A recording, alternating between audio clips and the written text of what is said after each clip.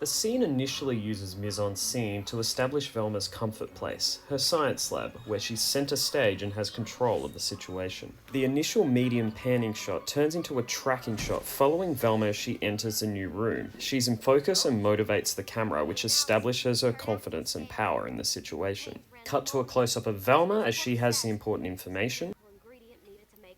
Now the camera whip pans to Daphne, who adds to the information, along with Fred as well.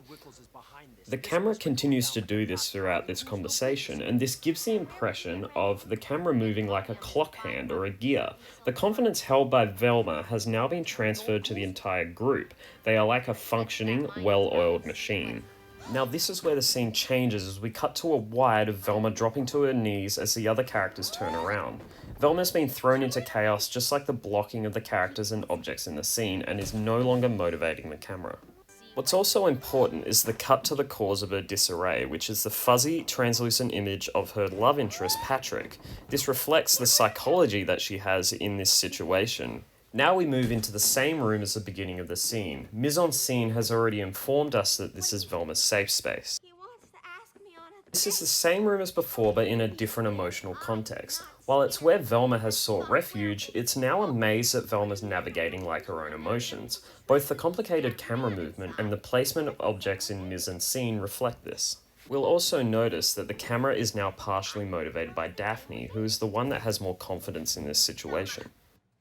Have you ever considered that maybe werewolves and ghosts are just We cut back to Velma, who's looking off screen for the issue that she doesn't want to face until she's forced to. After the intimacy line, it cuts to an extreme close-up of Daphne, the personification of the very thing that Velma's trying to avoid. logic and facts? And I'm not. So here the two characters come to a moment of psychological relatability, and immediately it cuts to an overhead shot of the maze Velma was trying to navigate earlier. It's just a simple circle. There's nothing to be afraid of.